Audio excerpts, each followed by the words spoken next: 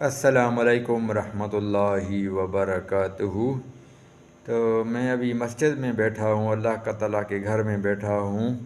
تو ایک آپ کو زبردست وظیفہ بتا رہا ہوں۔ اگر کسی کے گھر میں لڑائی جھگڑا ختم نہ ہوتا ہو، یا اگر کسی کی بچی کے لیے جو ہے شادی نہ ہو رہی ہو، کسی کی بیٹے کی شادی نہ ہو رہی ہو، اس کی شادی میں مسئلہ آ رہا ہو، بار بار رشتہ ٹوٹ جاتا ہو، تو یہ دونوں کام کے لیے بہت ہی زبردست وظیفہ آپ کو بتا رہا ہوں۔ تو اس پر آپ نے عمل کرنا ہے، انشاءاللہ آپ کو فائدہ ہوگا۔ تو سب سے پہلی چیز جو ہے نماز ہے۔ نماز جو ہے مومن کی معراج ہے، تو نماز کو نہیں چھوڑنا، ٹھیک ہے۔ اور دوسری بات یہ ہے کہ وضو میں رہنا ہے۔ تیسری بات یہ ہے کہ اول آخر آپ نے 3 یا 7 مرتبہ درود شریف جتنا پہلے پڑھنا ہے اتنی ہی مقدار میں بعد میں پڑھنا ہے، آپ نے پڑھنا ہے، ٹھیک ہے۔ جب شروع کرنے لگے پہلی دفعہ تو یہ وظیفہ لازمی پڑھنا ہے، ٹھیک ہے۔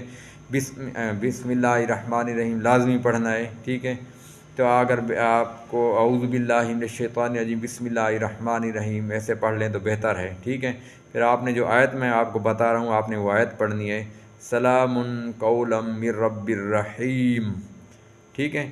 سلام قولا من رب الرحیم، آپ نے یہ آیت جو ہے قرآن پاک کی آیت جو ہے آپ نے اس کو اتنا پڑھنا ہے، کثرت سے پڑھنا ہے۔ اگر کسی کے گھر میں لڑائی جھگڑا ہو رہا ہو، ہر روز لڑائی جھگڑا ہوتا ہے، تو کم سے کم جس کے ساتھ کوئی لڑتا ہے اس کو چاہیے کہ یہ 818 مرتبہ اس کو پڑھے، اور جو اس کے ساتھ لڑائی جھگڑا کرتا ہے اس پر دم کر دے، ٹھیک ہے۔ وہ سامنے نہیں ہے تو اس کی تصویر پر یا ویسے جو ہے اس کے ذہن میں آپ اس کی تصویر ڈال کے کہ فلاں بندے کے لیے میں پڑھ رہا ہوں، ٹھیک ہے۔ جب بھی وہ آپ کو نظر آئے زندگی میں تو اس پر دم کر دیں، وہ آپ کے ساتھ لڑائی جھگڑا نہیں کرے گا۔ بہت ہی مجرب عمل ہے، اس کے یاد رہے کہ اول آخر جو ہے آپ نے درود شریف پڑھنا ہے، تو انشاءاللہ اللہ تعالیٰ کے فضل و کرم سے آپ کا کام بن جائے گا، ٹھیک ہے۔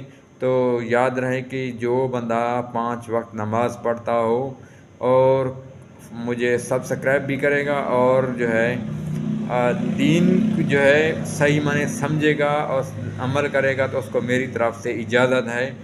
اور یہ دیکھیں میں اللہ تعالیٰ کے گھر میں بیٹھا ہوا ہوں، ابھی میں نے نماز پڑھی ہے، ٹھیک ہے۔